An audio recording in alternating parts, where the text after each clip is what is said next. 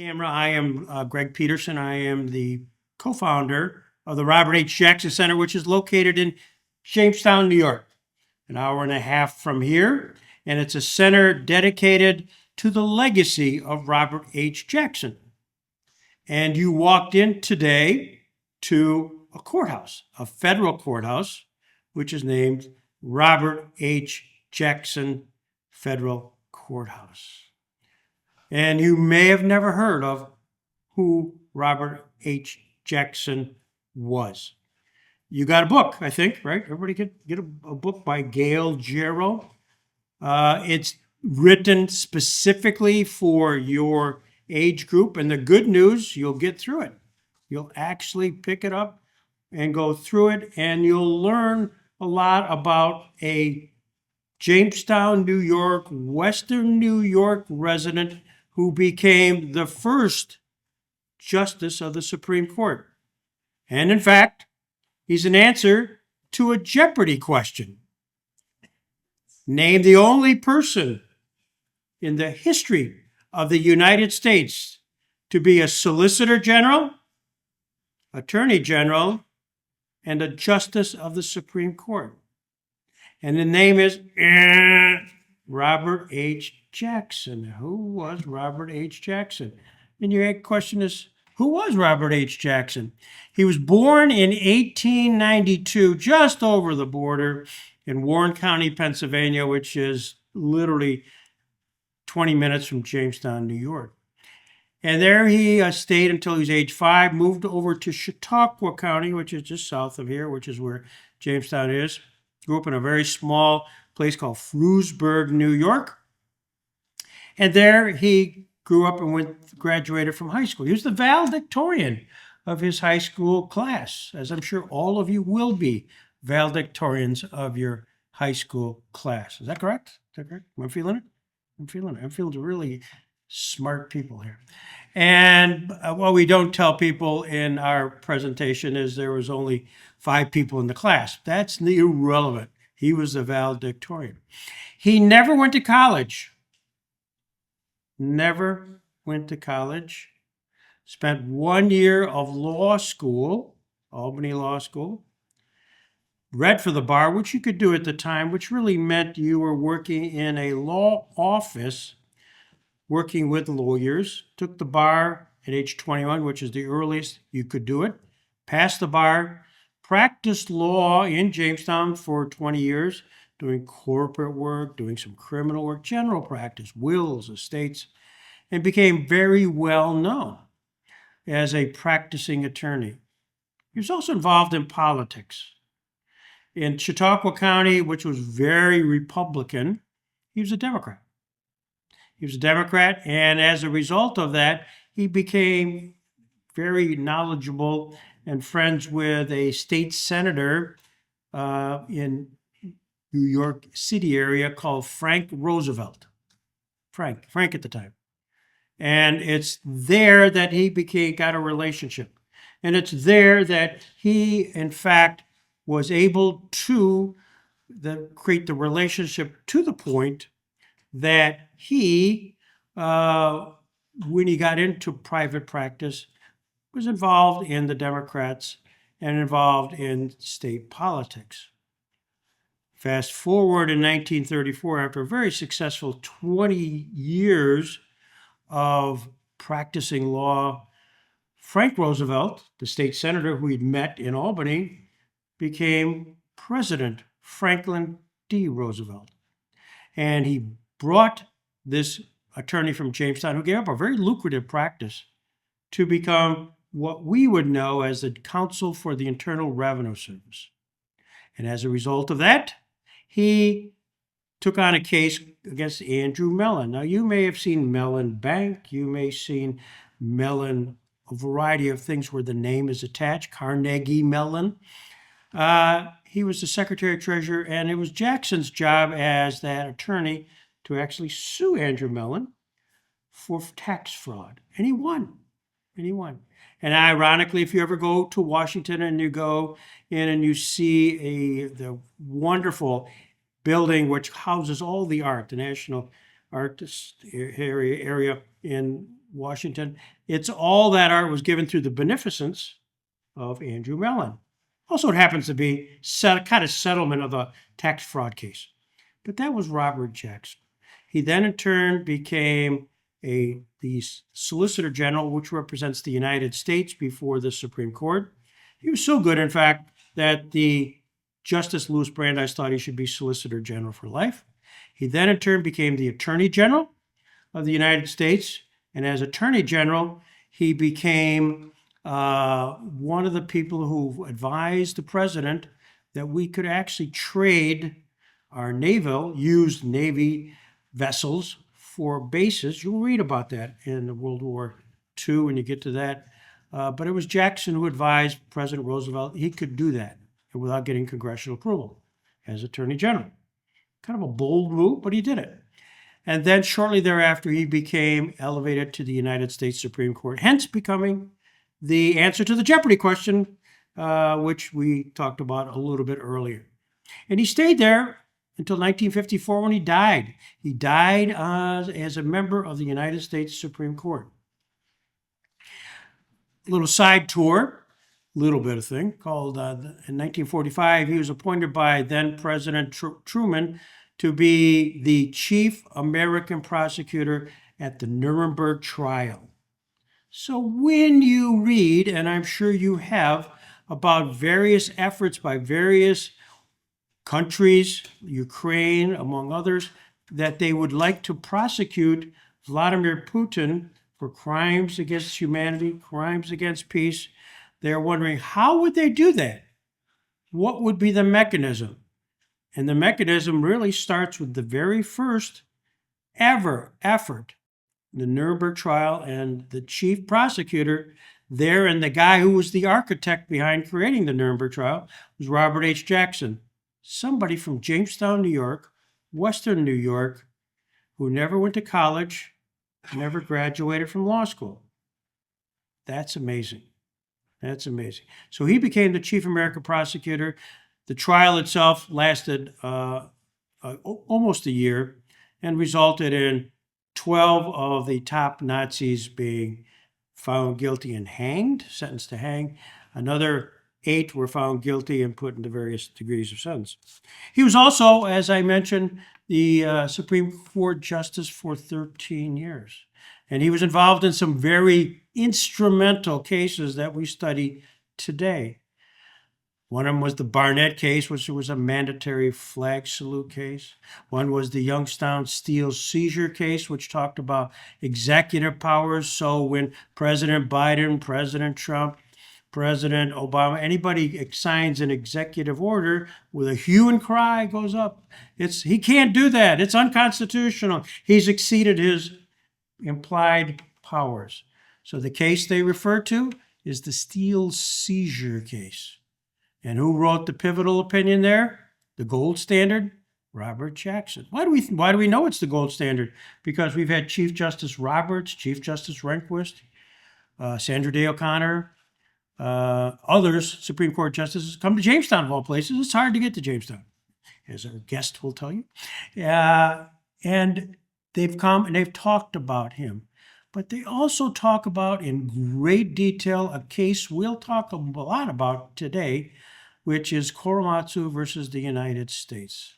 And that, we may not get to it, but I want to point out we have here a poster which was signed Western Defense Command and 4th Army Wartime Civil Control and Administration, instructions to all persons of Japanese ancestry to report essentially to an internment camp, concentration camp.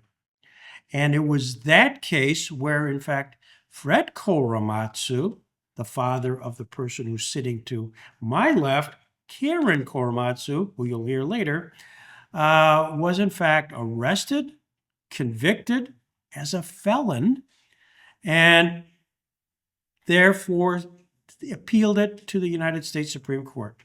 And that court actually found, based on this order, which is right here, if you get a chance later on when we break, when we get done, read it, what is required and what they had to give up to go to this internment camp.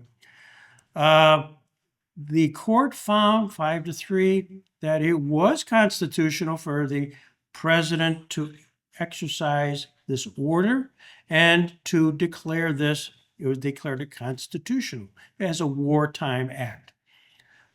There were 3 people who dissented, and one of them was Robert H. Jackson, our Robert H. Jackson, which is on the name of this federal courthouse.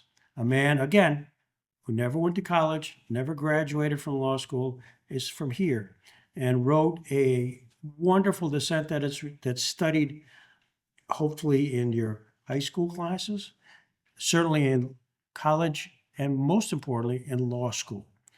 Korematsu versus the United States. So Justice Jackson was a man of significance from this area, a man of such significance that the federal courthouse, when it was built, it was designated in honor and a legacy of its name. I'm privileged to be one of the co-founders of a center in Jamestown, which bears his name. And if you're ever down in the area and you go to the National Comedy Center and you go to Roger Tory Peters Institute, stop in. I think you'll find that of keen interest. I'm always privileged at this time of year. This is the 10th time we've had to do that. We've done this, not have to. We were privileged to do this in front of you students to talk about things on Constitution Day. Again, you'll hear much more about this. Hopefully you refer to the program. Most importantly, pay close attention to Karen Korematsu, who'll be speaking shortly, and read the book. Read the book. I think you'll be justly proud of being coming from Western New York, and that Robert Jackson was also one of yours from here who had such a career that was honored by having his name put on this courthouse. I'm looking at the clock. It's 10:27, and in about 3 minutes, the court clerk will walk in. You'll be asked to rise, and that'll be the beginning of the program, and the Honorable William Scretany will start. Thank you for your apt attention. This is wonderful. To the teachers, congratulations for getting them to this quietude, and hopefully you'll maintain that for the next hour, as this will be an incredible moment in time. Thank you very much.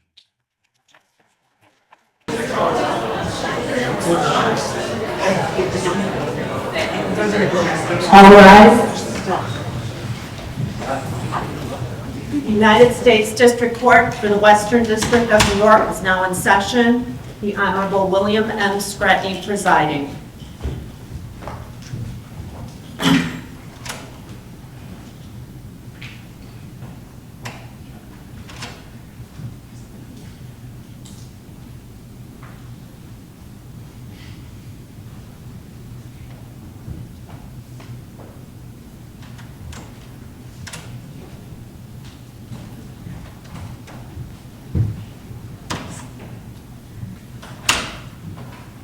Now, could there ever have been a better entrance than what you just witnessed?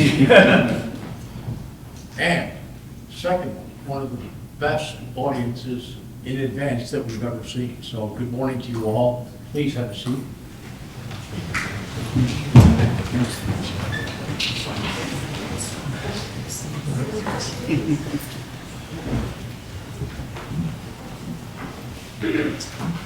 All right, I hope you like Courthouse, enjoy your experience today. I guess we will start by wishing everybody a good morning. My job was to arrange the weather, and if I have to pat myself on the shoulder, I'm going to take credit for it this morning. I know you had a really difficult time, some of you, to get here, and we appreciate your perseverance. So thank you very much, but you won't be disappointed. I want to thank you on behalf of our court for being here and celebrating Constitution Day with all of us in the Buffalo courtroom in the United States Robert H. Jackson Courthouse on Niagara Square, which is a circle in Buffalo, New York. Just so you know, the courthouse took about 17 years to complete from the start of the funding process until it was completed from a construction standpoint. So that was an ordeal in and of itself.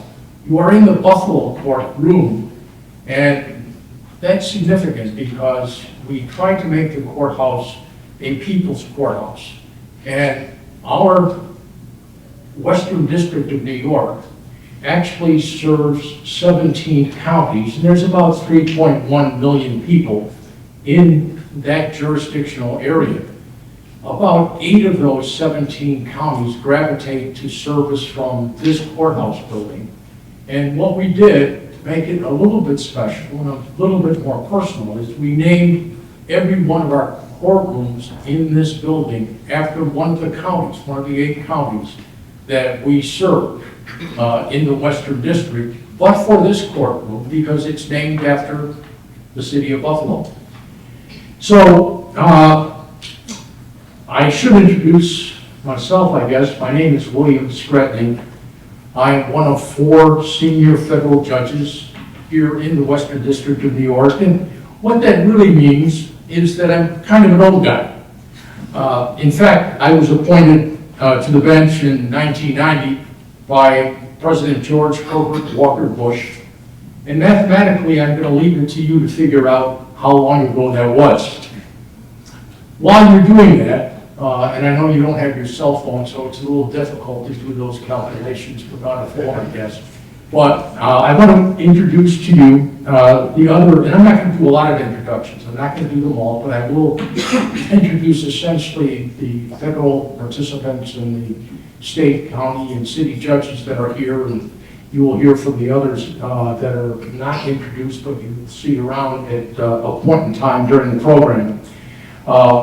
First and foremost, seated directly in front of me is our Chief Judge, Elizabeth Wilford. Judge Wilford is seated in the middle because as Chief Judge, she always winds up in the middle of some controversy. Next to Judge Wilford, to her left, is Magistrate Judge Michael Romer. You can tell if they don't raise their hands that who they are because there's name cards in front of them. To the right of me is Magistrate Judge Jeremiah McCarthy. He's here wearing his patriotic tie. It's not a clip-on, in case you're wondering. And he's a last-minute replacement for Judge Lawrence Pillardo, who is suffering from COVID today. So Judge McCarthy was the only one that we could afford from our budget. So he's here, and you're going to have to listen to him at some point. Now, we are very, very pleased to have with us from New York State an august array of prominent jurists. They told me to say that and kind of designate them that way because they made this special effort to be here this morning. You will get to know them and meet them and know them better when you are hosted by them at the luncheon tables this afternoon after the program. I want to start this way, please, with the associate. Well, I don't know if Judge Hoffman made it here yet, did she? Oh, there she is. Of course, we have the Associate Justice of the Appellate Division of the Supreme Court, 4th Judicial Department. You can't get any more words into an introductory title, and that's Judge Jeanette Ogden. And then down the row a little bit in the canary yellow alternate row is the now retired Associate Justice from that same court, Aaron M. Perodato. We have from the State Supreme Court, 8th Judicial District. You have to keep these numbers straight because we'll test you on them later. It's Justice Amy Martocci. We also have the Erie County Court Supervising Judge for Criminal Matters, Susan Egan, and none other than the Chief Buffalo City Court Judge, J.R. Pridgen. Okay, now that's our federal judiciary. We have also seated though, and you're wondering, well, who is that person? It's the last person in the first row. Who is that? Well, it's none other than Trini Ross, who's our United States Attorney for the Western District of New York. So on behalf of Chief Judge Wolford, myself, and all of the federal judges, I can now officially welcome you here to the Robert H. Jackson Courthouse.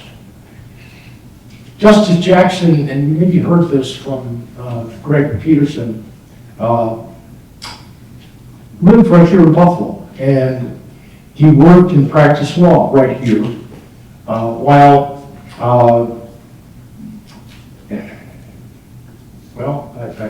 I guess, while he was here, and well before he eventually became an Associate Justice of the United States Supreme Court in Washington, D.C.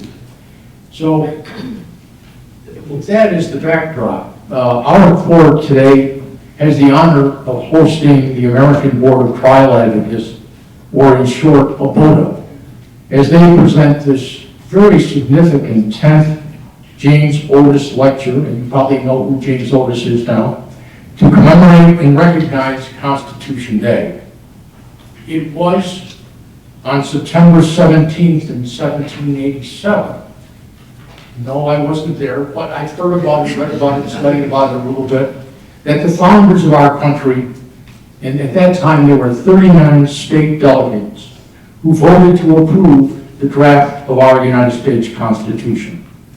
Our Constitution, all 4,543 words of it, and by the way, it's etched into the wall of windows in the pavilion downstairs, and it makes us the only federal building in the country that has an etched wall with the entire Constitution, and not only is it there once, but it's there 7 times over.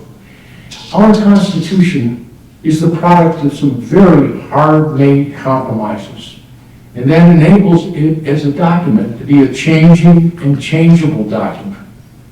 There are, as you know, how many amendments? You're right, 27. What it is in those compromises that gives this document its persevering power. And it is Article 3, and that's our federal judiciary, that vests the power in the judiciary, the power to interpret the Constitution and make decisions that are binding on the legislative branch, Article 2, and the executive branch, Article 1. And lo and behold, on all of us. So the federal court can and does interpret the Constitution. And it's, in a sense, the lifeblood of Article 3. So on this day, we celebrate this enduring, guiding document that has given life to and sustained our great nation for over 227 years, a long time. You know, a lot of hard work, and I was talking to everybody, we assembled before you arrived here. We were just keeping our fingers crossed that you would come. And while we were waiting, we talked about how much hard work goes into making today possible. Believe me, it's all worth it. That hard work includes not only people you see in front of you, but the administrators from your schools, the teachers, the technical staff, dedicated employees, and all the systems that accommodate those that are participating here today. And so you have something to look forward to, and you're going to hear from some very significant individuals, and you'll hear from our current president and National Board of Directors member, Michael Perley. That will take place shortly, and that will follow a presentation by Judge McCarthy. I personally am confident that I think this is a great experience. I don't think you're going to ever regret it. That the hype is about to become reality, and that you are going to enjoy today's presenters and learn much from them. So what I want to do is, without taking up more of your time, get started with the program. So even though I never thought I would say this, but I eagerly now invite Attorney Michael Perley to the podium. Please, Mr. Perley.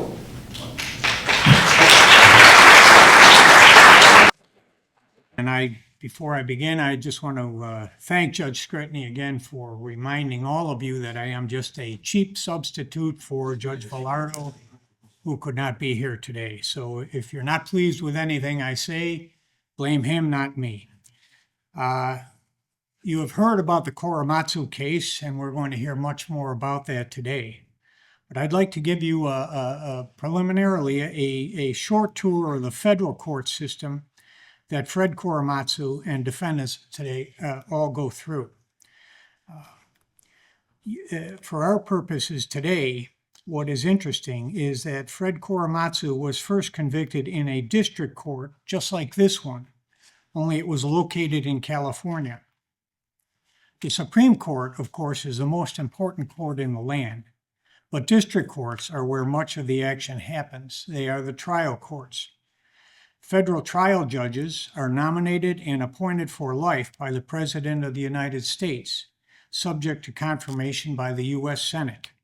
Because they have life tenure, federal judges cannot be removed merely because they decide a case in a way that some people or special interest groups or politicians may disagree with. Every day, people are arrested and then brought into this federal court for arraignment, hearings, and trials, just as Fred Korematsu was over 60 years ago. Fred was arrested on May 30th, 1942.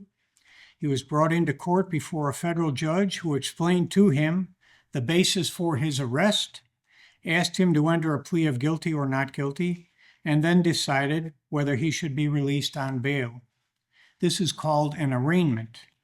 Magistrate judges, such as Judge Romer and myself, conduct arraignments here in the Western District of New York every day. Eventually, Fred Korematsu was tried and convicted and sentenced in the district court in California.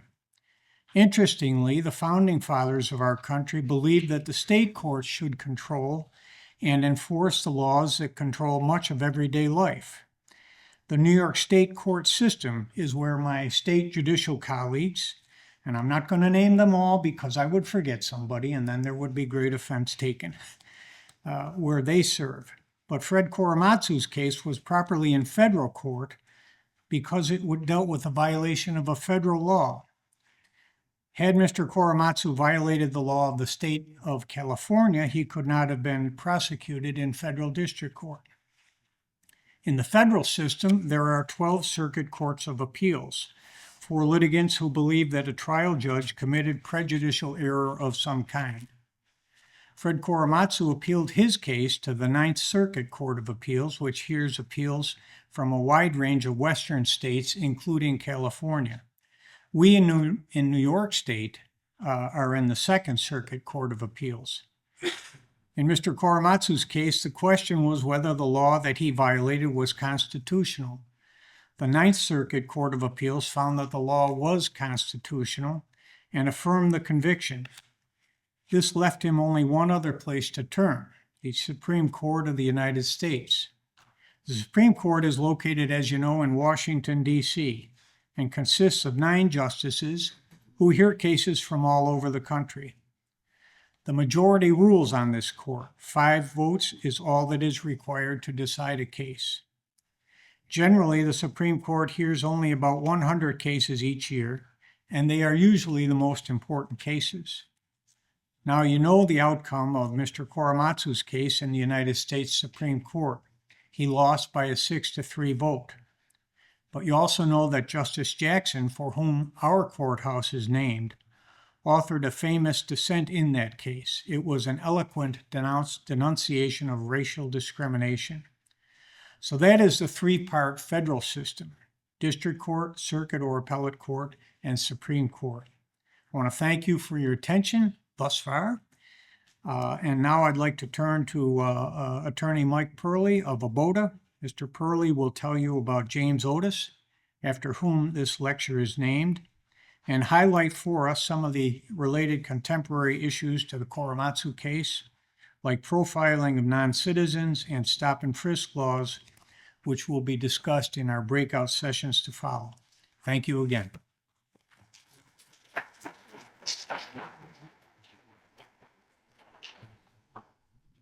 Good morning, everyone. Good morning, everyone. Okay, thank you. On behalf of the Buffalo chapter of the American Board of Trial Advocates, I welcome you to the James Otis Lecture. As you know, James Otis was a pioneer in the concept of human rights. One of his most profound statements was that A man should be as secure in his home as a prince is in his castle. In the 18th century, there was a differentiation between nobles and commoners. And James Otis's statement crosses all of those lines. It is a great preface and introduction to what you're going to hear today, that all people should have the same rights. You do not get here by accident. You are selected. In some ways, you select yourselves.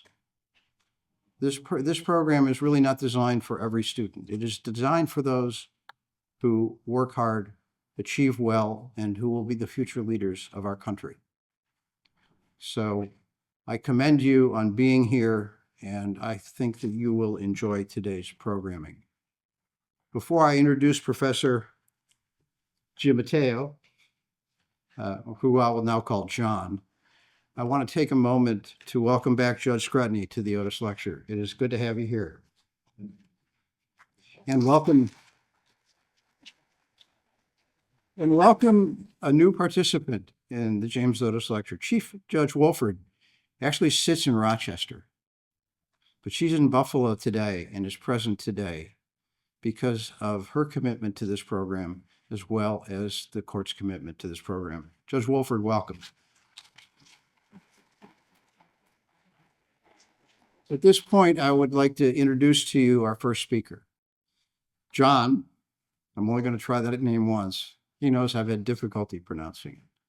Graduate of Yale Law School and is a professor at the University of Buffalo's Law School, where he teaches immigration law, among other things. John is the fifth in a line of UB law professors who have remained dedicated to our program. The mantra of our program is easy to join, hard to leave. And so far, the only way that any UB professor has left the Otis Lecture is to work at take a position in a different law school. These professors not only speak to you, but they also help design the program and make it meaningful to you. With that, I invite John Giammatteo to address you on some of the legal issues.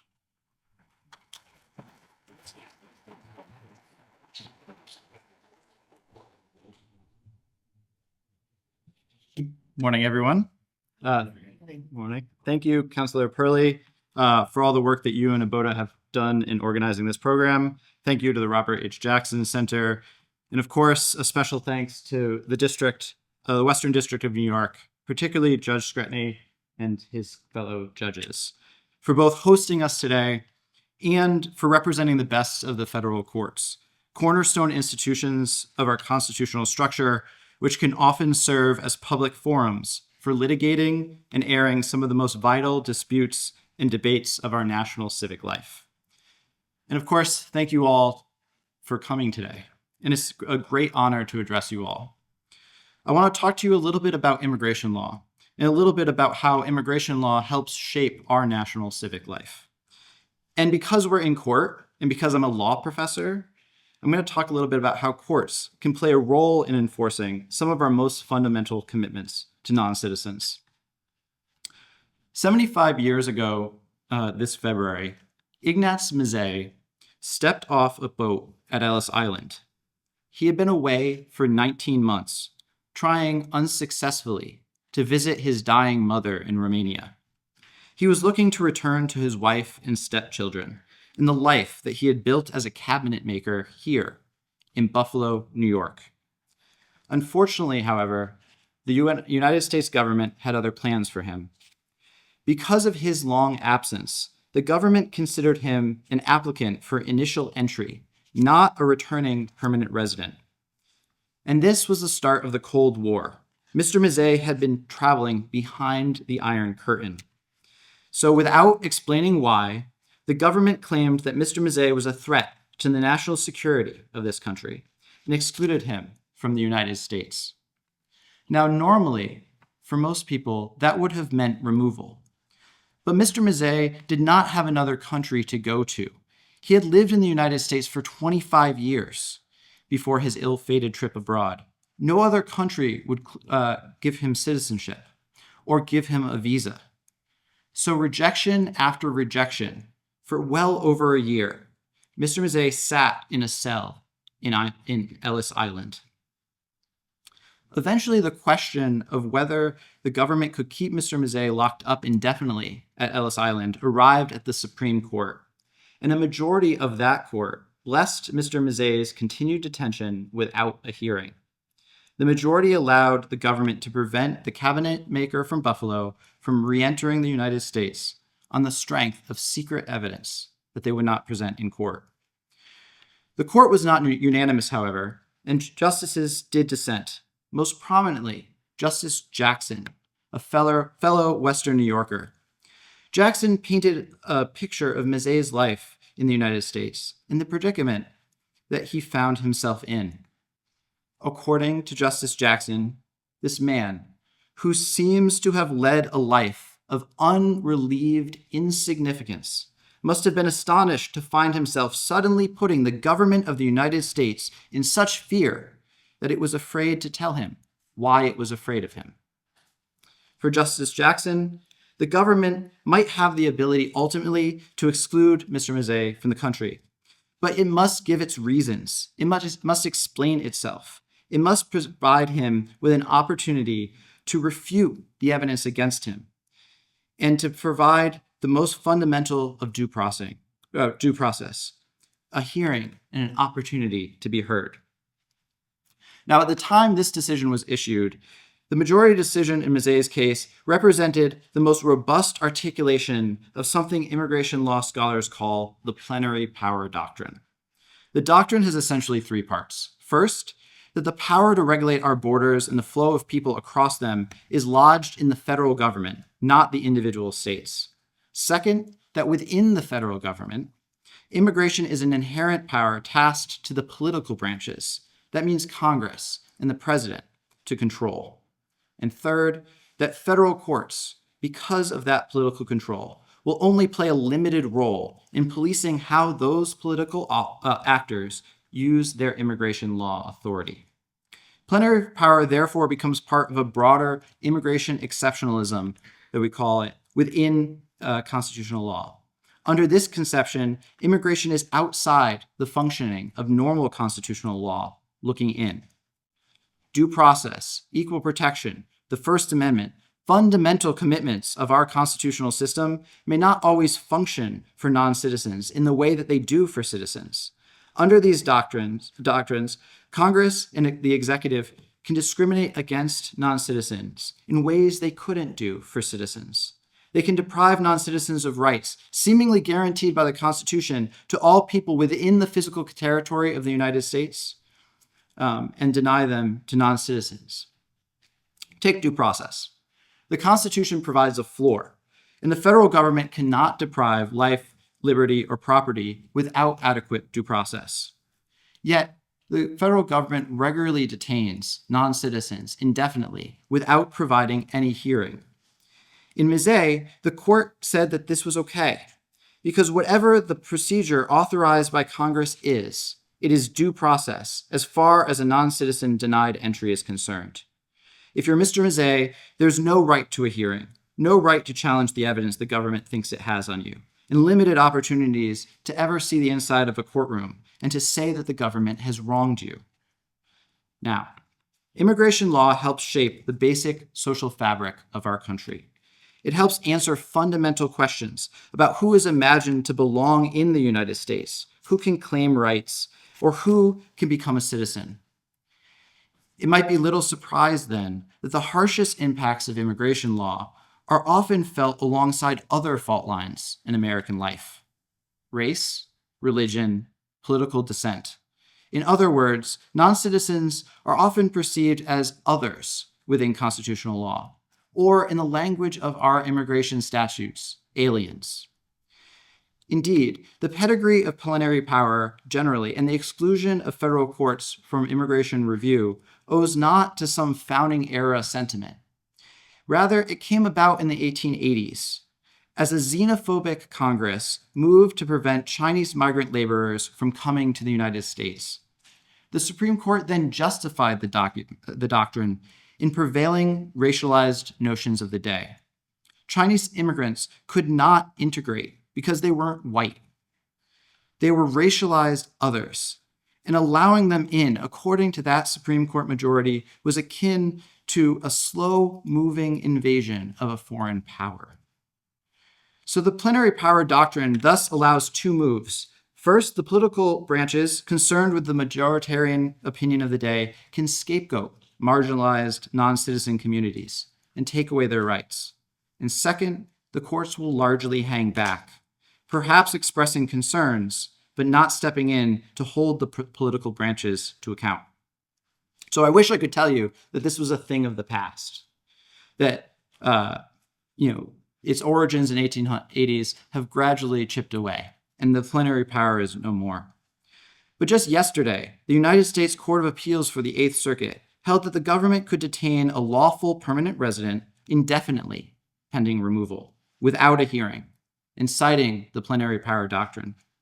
We're also in a moment where various members of the Supreme Court have expressed deep skepticism about the administrative state, of which immigration enforcement is part, and a concern for the court's role in protecting individual rights of those interacting with the administrative state. Yet the court has largely exempted immigration law from that project. In 2020, for instance, the Supreme Court held that a Sri Lankan Tamil asylum seeker had no right to judicial review of the denial of his asylum claim, even though he was within the territorial boundaries of the United States, and no matter how wrong the government got it when it was deciding his case. And of course, in 2018, the Supreme Court upheld the Trump administration's third attempt at the travel ban in Trump v. Hawaii. The case followed years of scapegoating of Muslim immigrants and a travel ban that prevented non-citizens from predominantly Muslim countries from coming to the United States, separating spouses, separating families, separating kids from their parents. Ultimately, the court upheld the order because it refused to look beyond the pretextual national security grounds that the government claims justified the decision, and refused to see the simmering racial and religious animus lurking underneath. The court refused to hold the government to account yet again. Now, there was an obvious precedent for the court's decision in Trump v. Hawaii, and that case was the Korematsu decision, which you guys have all learned about and will hear more about soon. But the majority went out of its way to try to avoid relying on Korematsu, and instead, it claimed to overrule it. Yet even in overruling the decision, the court seemed to fail to learn Korematsu's painful history. As pointed out by another great dissenter, this time Justice Sotomayor, by blindly accepting the government's misguided invitation to sanction a discriminatory policy motivated by animosity toward a disfavored group, all in the name of superficial claim of national security, the court redeploys the same dangerous logic underlying Korematsu and merely replaces one gravely wrong decision with another. Okay, so that's the bad, right? That's where we are. But where should we go?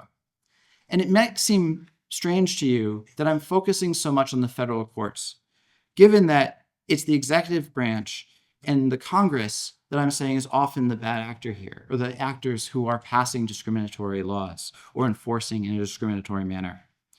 But I would argue, in building a fairer and more just immigration system, it's essential that we remove immigration law's exclusion from the broader principles of constitutional law and place the federal courts as guardians of those federal constitutional rights back into the picture. Why? What are federal courts good for? Well, I think three things here. First, the structure of the federal courts means they are supposed to be insulated from political pressure. Those seeking refuge are demonized and scapegoated on the campaign trail and in political debates, and they typically do not wield influence in the halls of Congress or in the federal administrative state. But federal courts are supposed to be insulated from those political pressures. The Constitution provides life tenure and salary protections to allow federal judges the independence to issue potentially unpopular decisions to protect the rights of those shut out from majority politics. Second, The federal courts have the power to enforce federal rights and say what the law is. Their independence makes them the branch that can enforce the rights of marginalized non-citizen communities, to hold to our constitutional and legal commitments, even where doing so might be unpopular. Third, even setting aside those systemic concerns, the federal courts can force the government to give an accounting, to engage in reasoned decision-making. Left to their own devices, without having to explain their decisions, bureaucrats sometimes get sloppy. They might rely on stereotyped assumptions and illogical arguments, but forcing parties to submit their evidence to adversarial testing, to establish the truth of the matter, to have litigants explain their reasoning and to defend their logic under questioning, this is what courts do best. And they can force the government to give an accounting of its decision-making. Indeed, in Mr. Mizey's case, a hearing actually did eventually matter. The Supreme Court refused to order it, but the government eventually provided one after public pressure built on the Attorney General because of the press attention given Mr. Mizey's case and that of another non-citizen, Ellen Knopf. At his hearing, Mr. Mizey proved that he wasn't some grand villain or saboteur. He had joined an organization in Buffalo that had ties to what would later become the Communist Party in the United States. But he was just a man, unexceptional perhaps, looking to return to his family and the community that he had built. After the testimony of those in his community and character witnesses, in a total of nearly 4 years in Ellis Island, the Attorney General finally allowed Mr. Mizey to be paroled into the country, to rejoin his wife and 4 stepchildren, and return to some version of the anonymity that he so desperately sought. So what are we to do? We live in perilous times where the type of fear and scapegoating that has fueled the plenary power doctrine remains ascendant. But we should not take that as a given. We don't have time for complacency, and we have the power to challenge and fight for better legal norms and to disrupt the ones that we don't like. Just as immigration law helps define how we define our political community, we can help shape how immigration law functions to make sure that it's consistent with the better angels of our nature. We can pressure our elected representatives to pass laws that preserve federal rights for non-citizens. We can develop novel legal strategies and advocate in court, reminding judges of their important role in protecting the rights of everyone in the United States, and not just those with American citizenship. We can support our neighbors, our families, our friends, and call out hatred where we see it. And we can make clear that we want to live in a community that welcomes everyone.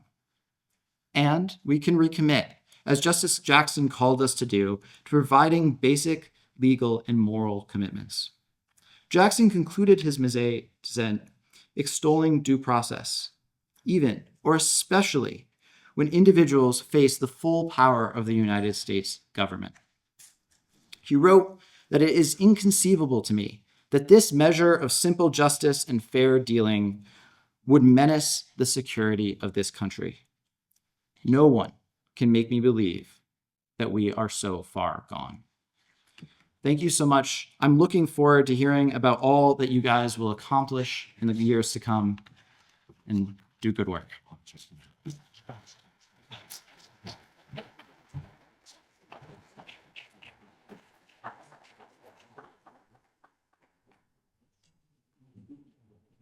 Gregory Bush.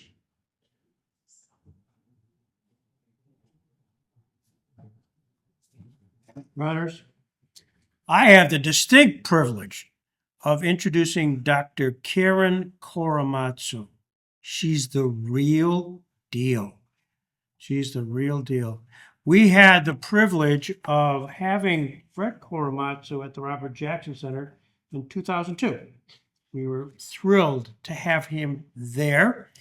And at that point, we had a crowd much larger even than this, where he talked about his experiences. He also mentioned the fact that why he accepted the invitation in 2002, and he was pretty senior at that point, was because of the dissent, which we just heard about and will hear about, he personally felt Robert Jackson was his lawyer, which was remarkable. It kind of took us by surprise, but that's how he felt the connect to the case, to Jackson's dissent. And it all kind of hinged from this, for those we talked about earlier here, you're a little bit of repeating, but from this particular order, which we have here, led to a series of events of which Fred Korematsu's daughter will be talking about. For those who are on the screen, you can see that wonderful picture of the two of them. They were close. She continues to be close to not only his image, but also his legacy. Dr. Karen Korematsu is the founder and president of the Fred T. Korematsu Institute, and as I mentioned, his daughter.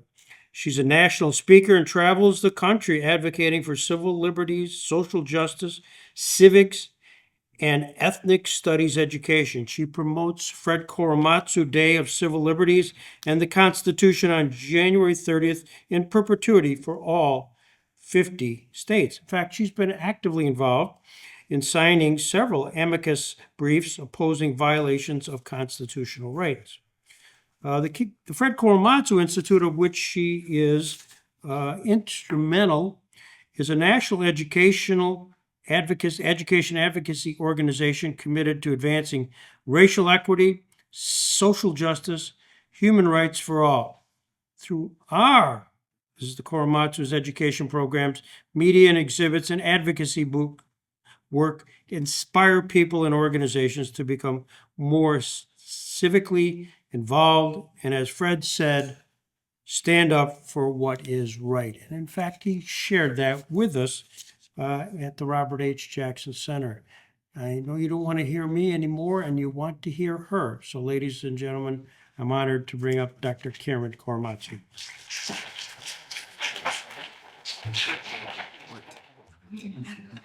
Good morning. Good morning. Thank you, Honorable Scrutiny and the court and all the judiciary here today. This is quite an event. I'm very impressed. I'm going to have to take this back to California and share it around. If this is a wonderful opportunity. And for you students, it's great for you to be here. And as Mr. Peterson said, you're future leaders. Also, Mr. Purley, I'm not sure where you are, but thank you also for hosting this wonderful event and having me here this morning. I have a very little time to talk about the legacy of my father, Fred Korematsu, but I will try. Let's see. Oh, good. All right. My father was born in Oakland, California, San Francisco Bay Area. So therefore, he was an American citizen. And he learned, he said the Pledge of Allegiance to the flag in his school growing up. I mean, that meant a lot to him. I mean, because he even repeated that to me all those years later. And he carried on to attend a high school in Oakland, Castlemont High School, which you can tell by the architecture is very apropos. And he loved this building, but he was just like any other kid, like you guys. He was in sports. He was on the track team, the swim team. Liked to hang out with his friends. They had a little golf club that was outside the campus of the school, and he tried his hand at that, and just was trying to enjoy life. Oh, there he is. With that wonderful head of hair, my grandmother used to cut his hair until about middle of high school, and then he said to her that he saved some money and he wanted his hair cut by a real barber. And so he went into a little town next door to Oakland. Oakland was more of a major town, and the name of the town is San Leandro. And he was delivering some flowers also for my grandfather He had a cut flower nursery business, but he went into this barbershop. It was just, back in those days, it was just one chair, a candy cane pole on the outside. And he started walking through the door, and this Caucasian barber says, "Hey, boy, what do you want?"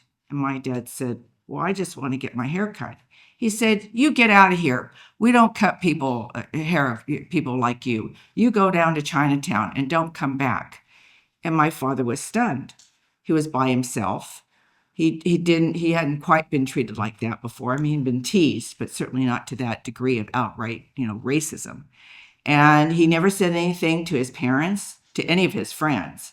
And then in the summertime, when we was back in San Leandro, a little friendly San Leandro, he was delivering some flowers and wanted something to eat. So he started going to a diner, just back in those days, just a counter with stools, cook behind the counter.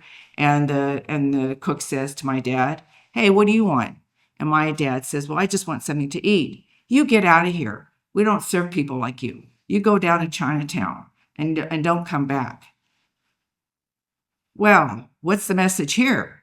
You don't belong. So he internalized all that kind of treatment. Again, he never said anything, to his parents or to any of his friends. And this is a picture of my father. He's standing in front of my grandparents. This is the cut flower nursery that my grandfather created. He came over to Japan about 1905. And what our government does is they go into countries like they did this to China to recruit cheap labor. They're the Chinese are the ones that built our railroad. And so at the turn of the century, Japan was very poor, the economy. So the government recruited people from the 5 prefectures of Japan, meaning counties that were heavily agricultural. And, it's like, come to America, a land of opportunity, and then we'll, treat you like a slave. But my grandfather first had a contract to go to Kauai to work in those sugarcane fields, and those conditions were so bad that he left to go to San Francisco. So my grandfather was able to buy land before the Alien Land Law took into effect on August 10th, 1913. After that time, if you were an immigrant, you couldn't buy land.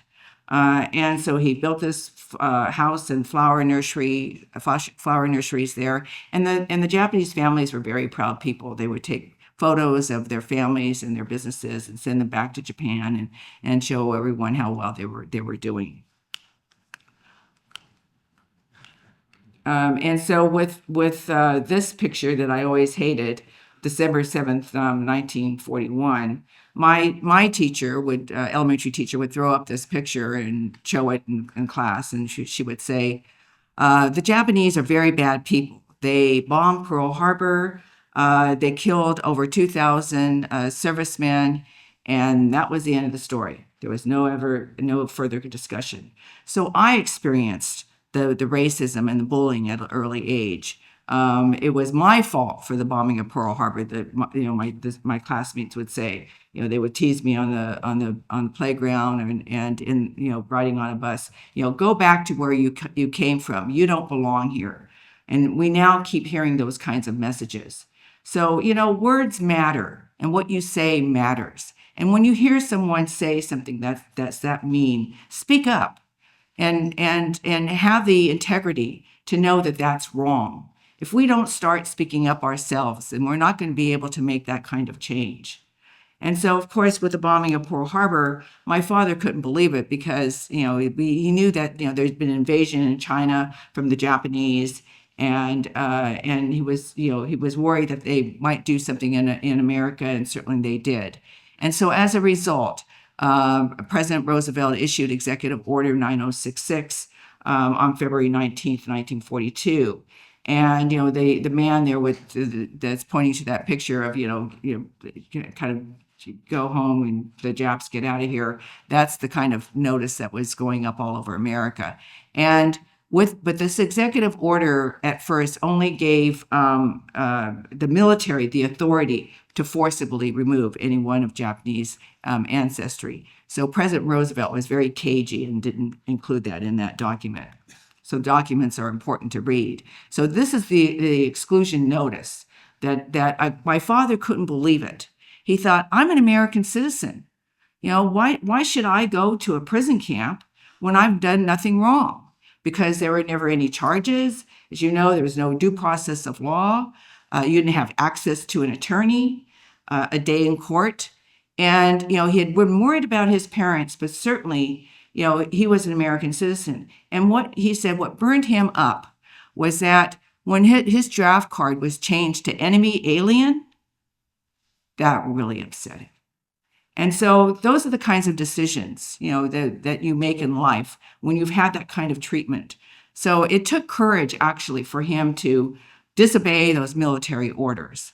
And also the other story, there was a love story to it as well. He had an Italian-American girlfriend, and there was conflict between the Italians and the Japanese and the Germans. So that wasn't going very well, across the families. But still, he changed his name to a Spanish Hawaiian made up name. We don't even know where that came from, and moved into Chinatown area because the Chinese certainly weren't being forcibly to be removed. And there's even these little lapel pins that I've been trying to find, like in an old antique shop, that the Chinese started to wear that said "I am Chinese," just so they wouldn't get mistaken to be Japanese. I mean, this is how far this was going, and the cruelty that was out there. And so, anybody in 10th grade? I don't know. What year do you study constitutional law? 11th, 10th. And so my father was studying the Constitution in high school in 10th grade. He was paying attention that day. So that's my word to you, is that read this document, because you never know when you're going to have to call upon your rights. He was an American citizen.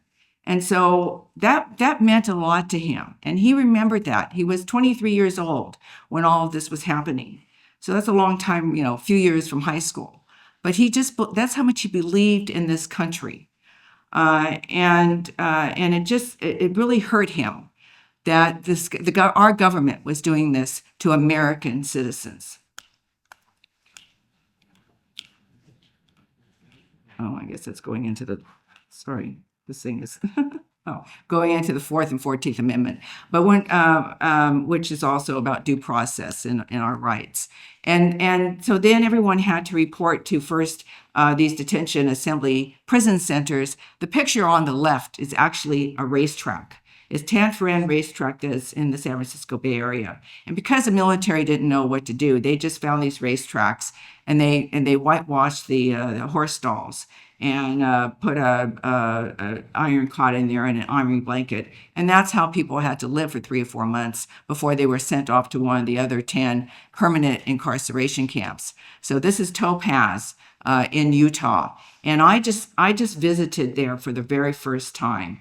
I was the keynote speaker to the Topaz pilgrimage, and especially the Japanese Americans like to have these pilgrimages that brings people together and to tell the next generation about what happened at that time. And it was such an emotional experience because I stood where my father and his family were, out in the middle of nowhere in this desert area of Utah. I mean, the government just, they a lot of times built these incarceration camps on Indian tribal land and moved them off. And if you read about Gila River and Poston incarceration camps in Arizona, they just actually moved out all of the tribes and built these barracks. And that's not the way you treat people in this country. Okay.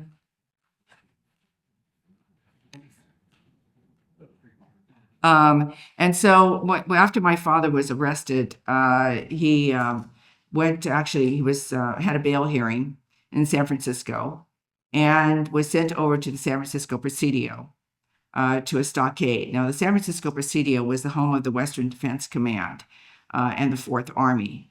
And that's where General John DeWitt issued over 100 exclusion orders. It was after that. Then that's when he was sent over to Tanforan.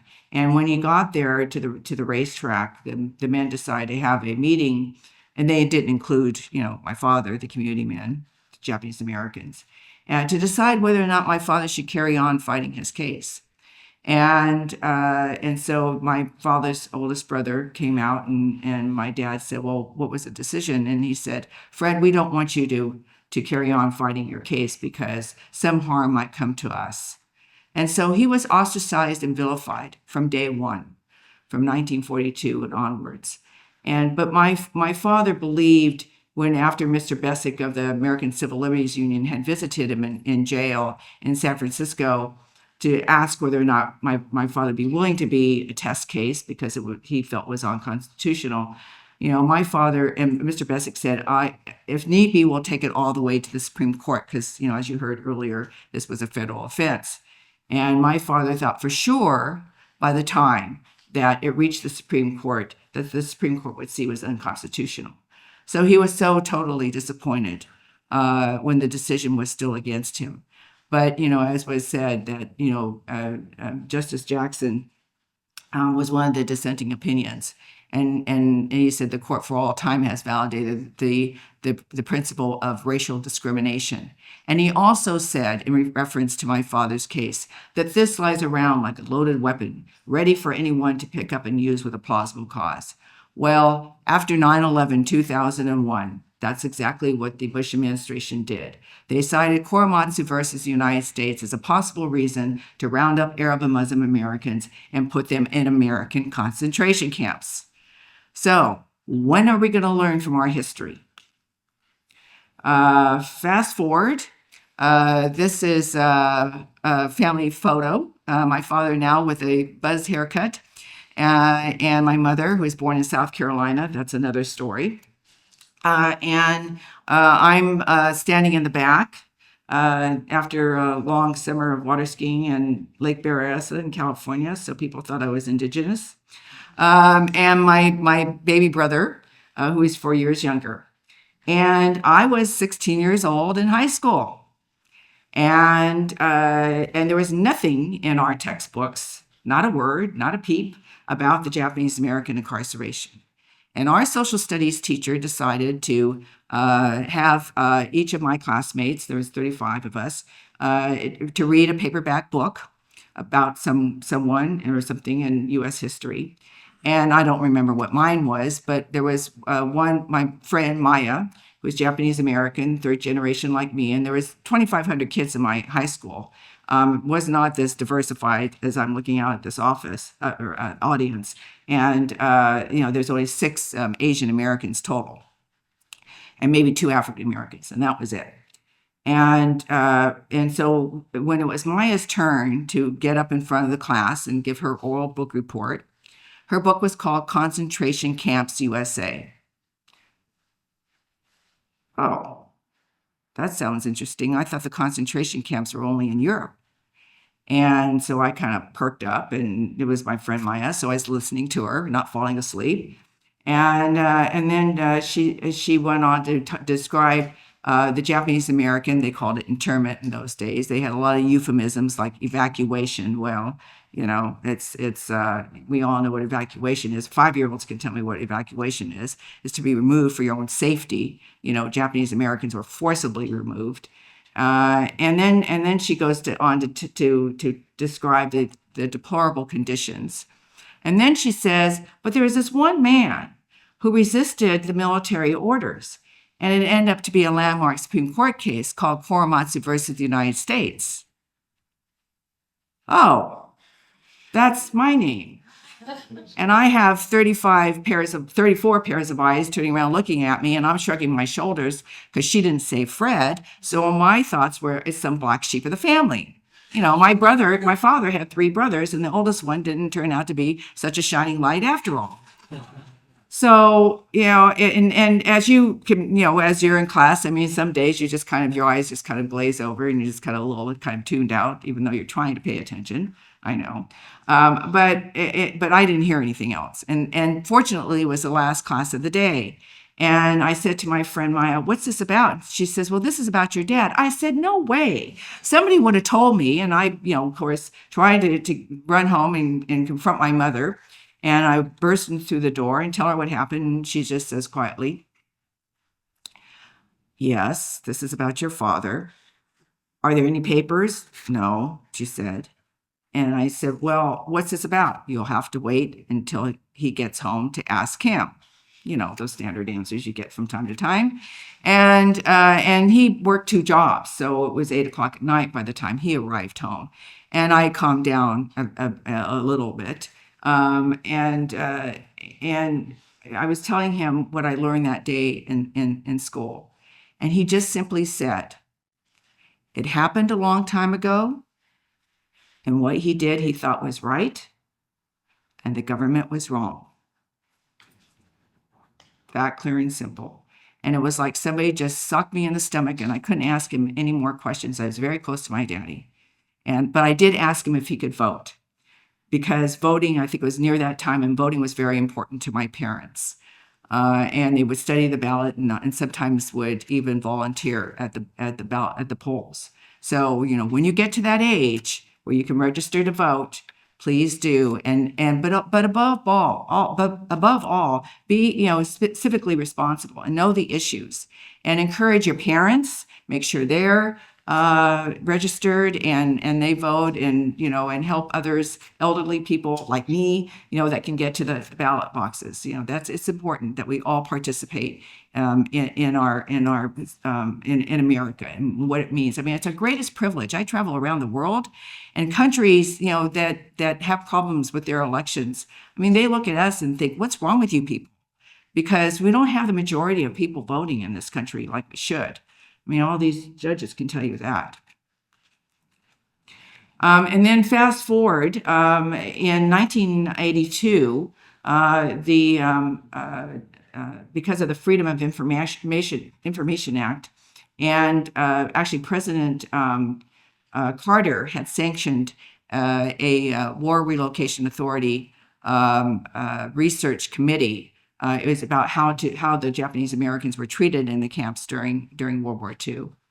And it was Professor Irons, who's the man with the beard in the front wearing the glasses, and next to my father.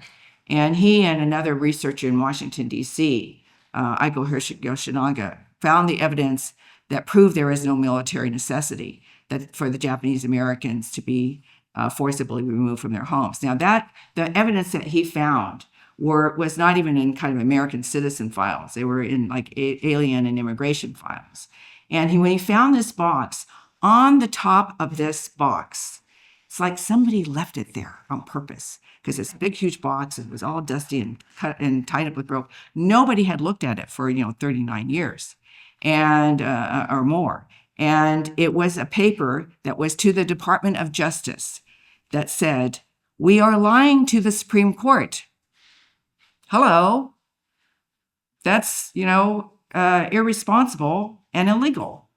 The Supreme Court at the time, or the Department of Justice at the time, also withheld evidence and altered evidence. So, on that basis, because my father had served a probation service, they were able to reopen up his Supreme Court case, and you may have studied Gorin Hirabayashi and Yasui. If you study Endo, who I like to also point out, because she had a habeas corpus case.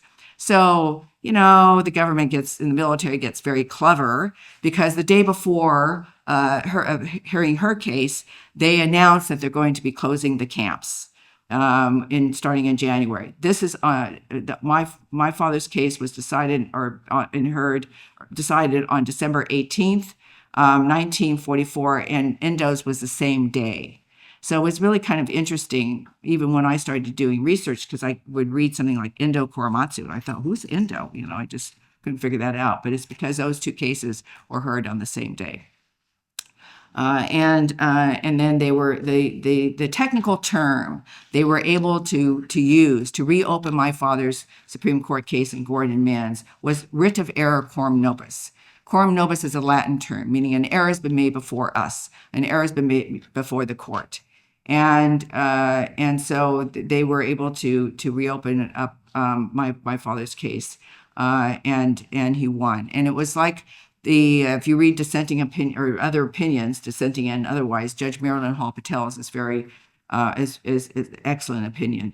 And it was like the day in court for Japanese Americans that they never had. It was held in the federal courthouse in San Francisco, and they had to even move. It was a small courtroom, and they had to move it to the ceremonial courtroom, and then they had to have satellite television screens in the other rooms because all these Japanese Americans who never had their day in court came to hear this case.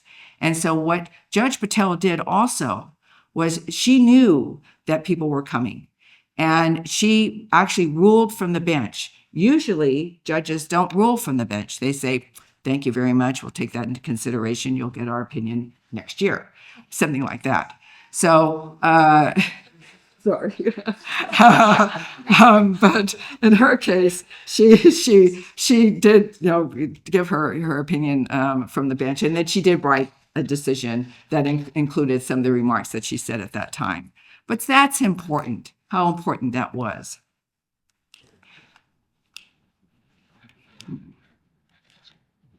Oh boy, I'm not having very good time with clickers, am I? There we go. Okay. So when it came to the day in court, and this November 10th, 1983, and the reason I'm showing you this picture now is because my father was able to actually make a statement to the court. That's also not the usual thing that is done. And he said, this is the horse stalls at Tan Foran Detention Prison Center in the Bay Area, San Francisco Bay Area. And he said, horse stalls are for horses, not for human habitation. Really? Okay. Then he made a statement, and you can read this, but he says, as long as my record stands in federal court, any American citizen can be held in prison or concentration camps without a trial or hearing. That is, if they look like the enemy of our country. Therefore, I would like to see the government, sorry, I can't read that, admit that they were wrong and do something about it, and so this will never happen again to any American citizen of any race, creed, or color. And I actually was sitting next to my daddy when he was writing that. Oh, now you do that. Gee whiz. Okay, never mind. It was actually showing the signing of the Civil Liberties Act of 1988.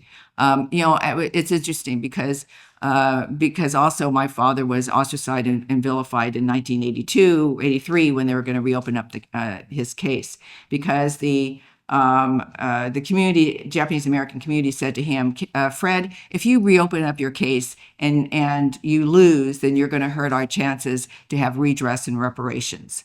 But my father never listened, but he was never bitter or angry.